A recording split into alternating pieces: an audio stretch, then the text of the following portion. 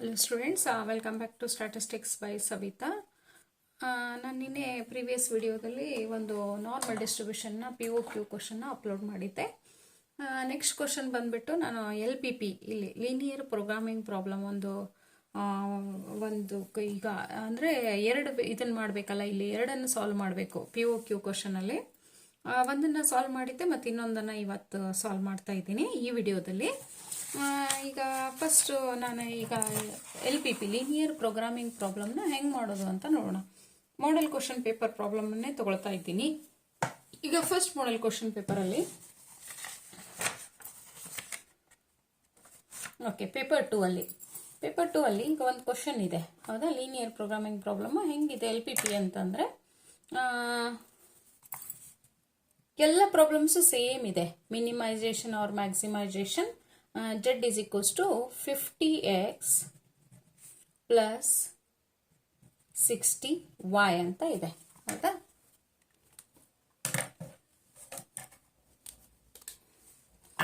$60y ಅಂತ ಇದೆ ಇಲ್ಲಿ. Okay, this example.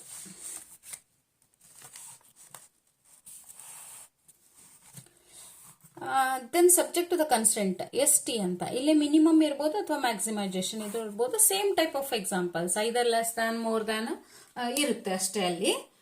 ಈಗ ನೋಡಿ, ಇಲ್ಲಿ ಸಬ್ಜೆಕ್ಟ್ ಟು ದ ಕನ್ಸ್ಟೆಂಟ್ಸ್ ಎರಡು ಕನ್ಸ್ಟೆಂಟ್ಸ್ ಇದೆ. 5x plus 4y is less than or equals to 40. Okay, the one more constants 3x plus 4y is greater than or equals to 24. Then the last one is x and y is greater than or equals to 0. They give. ಇದೇ type examples ಎಲ್ಲ question ಪೇಪರಲ್ಲೂ ಇದೇ type question example ಅಲ್ಲೂ ಇರುತ್ತೆ. Okay, ಈಗ ಇದನ್ನ ಹೆಂಗ್ ಮಾಡೋದು ಅಂತ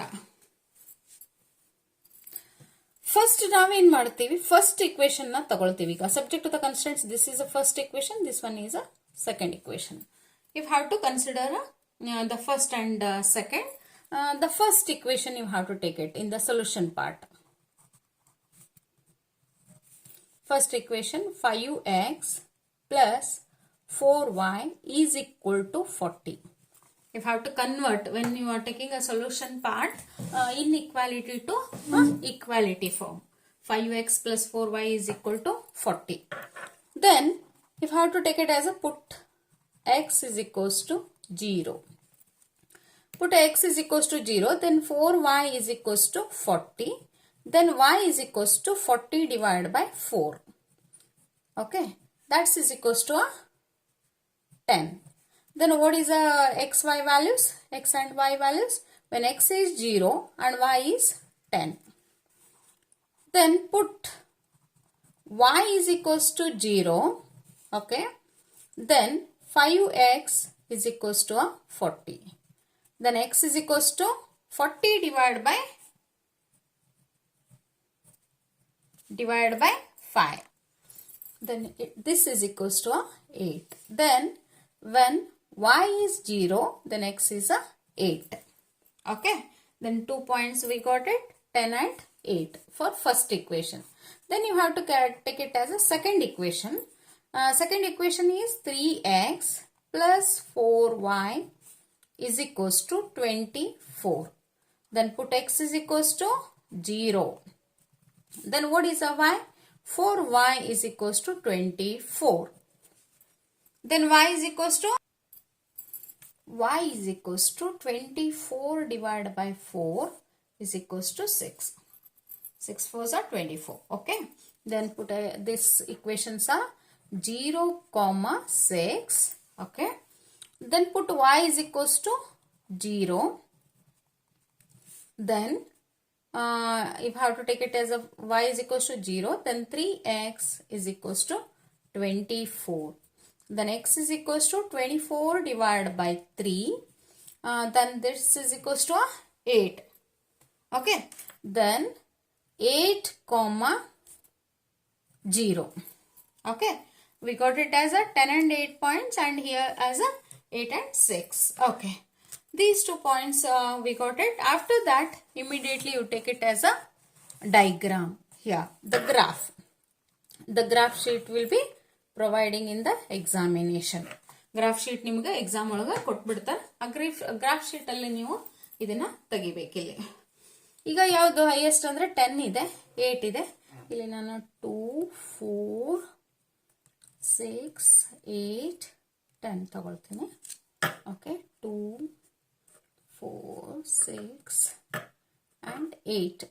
Okay, 10. First equation, y 10, okay, x 8. Then you have to take a one line by using scale and pencil. You have to take it, you have to join it as a 10 and 8. This is a first equation. Okay, second equation, 6 and 8.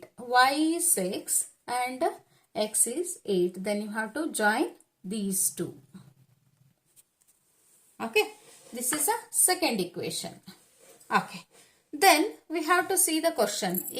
ಈಗ ಎರಡು ಇದನ್ನ ನಾವು join ಮಾಡಿದ್ವಾ, 10, 8 ಮತ್ತೆ 6, 8 ನ ಎರಡನ್ನು ಕೂಡ ಅಲ್ಲಿ join ಮಾಡಿದ್ವಿ. ಮಾಡಿಂದ ಇಲ್ಲಿ ನಾವು ಕ್ವಶನ್ಗೆ ಬರ್ಬೇಕೀಗ. ಕ್ವಶನ್ಗೆ ಬಂದ್ಬಿಟ್ಟು ಇಲ್ಲಿ ನೋಡ್ತೀವಿ ಲೆಸ್ ದ್ಯಾನ್. ಫಸ್ಟ್ ಇಕ್ವೇಶನ್ ಏನಿದೆ, ಲೆಸ್ ದ್ಯಾನ್ ಸೈಡ್. ಓಕೆ, ಅಂದ್ರೆ ಈ ಸೈಡ್ ಕೆಳಗಡೆ ಹೋಗುತ್ತೆ. Second equation is more than side. Then where it means both this is more than side and this is less than side, then you have to shade in this area. Okay, okay students, ಇಲ್ಲಿ confusion ಆಗ್ತೀರಿ ನೀವು, ಎಲ್ಲಿ ನಾವು ಇದನ್ನ ಹಾಕಬೇಕು ಅಂತ ಹೇಳ್ಬಿಟ್ಟು.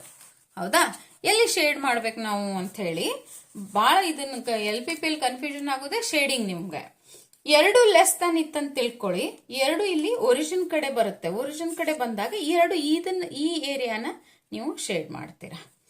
ಈಗ ಒಂದು ಲೆಸ್ ದಾನ್ ಒಂದು ಮೋರ್ ದಾನ್ ಇದೆ, ಇದನ್ನ ಶೇಡ್ ಮಾಡಿದ್ರಿ. ಎರಡು ಮೋರ್ ದಾನ್ ಇತ್ತಂದ್ರೆ ಈ ಎರಡು ಪಾಯಿಂಟ್ ಇಲ್ಲಿ ಬರ್ತಿತ್ತು, ಇಲ್ಲಿ ಮೇಲ್ಗಡೆ ಬರ್ತಿತ್ತು, ಎರಡು ಮೇಲ್ಗಡೆ ಸೈಡ್ ಹೋಗ್ತಿತ್ತ, ಇಲ್ಲಿ ಮೀಟ್ ಆಗ್ತಿತ್ತು. This is called as a feasible area ಅಥವಾ ಫಿಸಿಬಲ್ ರೀಸನ್ ಅಂತೀವಿ ಇದಕ್ಕೆ. ಓಕೆ, ಈ ಶೇಡೆಡ್ ಏರಿಯಾದಲ್ಲಿ ನಾವು ಪಾಯಿಂಟ್ಸ್ ತಗೊಳ್ತೀವಿ. ಇಲ್ಲಿ A, B and this one is a C. Then these are the corner points. ಇಲ್ಲಿ ಕಾರ್ನರ್ ಪಾಯಿಂಟ್ಸ್ ತಗೊಂಡ್ಬಿಟ್ಟು ಇಲ್ಲಿ ಕಾರ್ನರ್ ಪಾಯಿಂಟ್ಸ್ ನಾವು ಇಲ್ಲಿ ನೋಡಿ, ಇಲ್ಲಿ corner points. Okay, then Z is equals to 50x plus 60y. Okay, 50x plus 60y. Corner points first ಏನಿದೆ 0, y side ಇದೆ ಅಲ್ಲ 10, 0, 10. B is 0, 6. C is 8, 0 is the point. ಹೌದಾ, 3 ಕಾರ್ನರ್ ಪಾಯಿಂಟ್ಸ್ ಇದಾವೆ ಇಲ್ಲಿ. 1, 2, 3 ಕಾರ್ನರ್ ಪಾಯಿಂಟ್ಸ್. ಎರಡು ಕೆಳಗಡೆ ಬಂದ್ಬಿಟ್ಟಿದ್ರೆ ಇದು points ತಗೋತೀರಿ. 1, 2, 3 corner points. ಎರಡು ಮೇಲ್ಗಡೆ ಬಂದ್ಬಿಟ್ಟಿದ್ರೆ ಇದೊಂದು ಕಾರ್ನರ್ ಪಾಯಿಂಟ್ ಮಾತ್ರ ಅಲ್ಲಿ ಕನ್ಸಿಡರ್ ಮಾಡ್ತಿದ್ವಿ. ಅಂದ್ರೆ ಎಲ್ಲಿ ಸೇರುತ್ತಲ್ಲ ಅದನ್ನ ನಾವಲ್ಲಿ ಕನ್ಸಿಡರ್ ಮಾಡ್ತೀವಿ.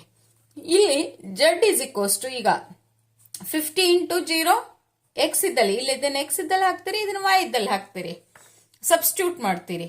x into 50 into 0 that is a 0 plus 60 into 10 600, that the value is 600. Okay, here the first one is 0 plus 60 into 6 360. Okay, 6 6 360, 36 and this one is a 0, 360 is the answer.